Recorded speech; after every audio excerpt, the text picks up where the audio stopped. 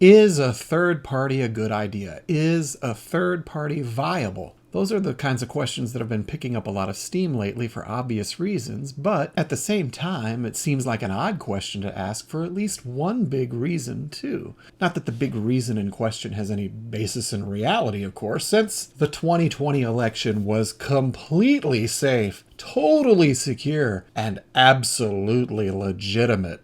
Obviously, the sorts of things that some crackpots and conspiracy theorists are saying about Joe Biden's totally legit haul of an Obama-crushing, record-shattering vote total while barely leaving his basement to campaign, well, those conspiracy theories are obviously baseless, crazy, and should probably result in the immediate arrest and indefinite incarceration of anyone thinking that way. Am I right? So we obviously won't be dignifying the insanity of such lunacy with a serious analysis of those unhinged claims here for several reasons, including that such conversations are no longer allowed openly in the land of the free and the home of the NSA. So what we're going to do here instead is pause, shift gears, take a breath, and kick into a sci-fi sort of mode and just imagine, that a long time ago in a faraway star system, there was an evil emperor who had completely rigged the political system that he was operating in. He rigged it so well and so smoothly that it still had just enough of the appearance of the old uncorrupted system that he'd perverted, so that many people still participating in the system, having believed in it and loved it and participated in it for so long, wouldn't allow themselves to acknowledge and just couldn't accept that it was now an openly rigged farce, even though the rigging had become flagrant and obvious to anyone paying any attention at all. I know, this is what a crazy fantasy scenario, am I right? It's hard to even believe in a science fiction context, I understand, but hang in there, bear with me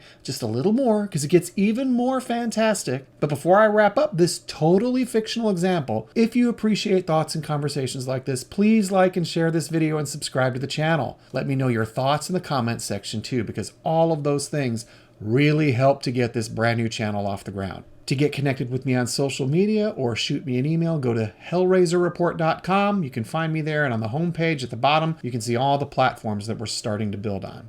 Okay, now back to our completely fictional story. So these good but confused people who still haven't accepted reality where the nature of their political system is concerned, and are still clinging to memories of a once honest and noble system of democratic processes operating in their galactic republic, they decide that maybe what they ought to do to confront the obviously rigged system is start a new political party and run for office in elections that everyone knows are rigged by the evil emperor.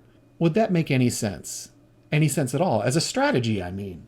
Would a new party be viable in a rigged system? In this completely fictional sci-fi example, would it make sense for the fictional good guy characters in question to try to take on a system built around rigged elections by running candidates from a new party in those elections? Or, in such a scenario, might another approach be needed? Something to think about. And it's something that leads me to think of a quote from JFK right back here. Now we're coming back to reality here, actual history, away from our sci-fi fantastic example. As bizarre as that was, I'm coming back to consider this JFK quote in light of all that we've been considering here. The quote is this: "Those who make peaceful revolution impossible will make violent revolution inevitable."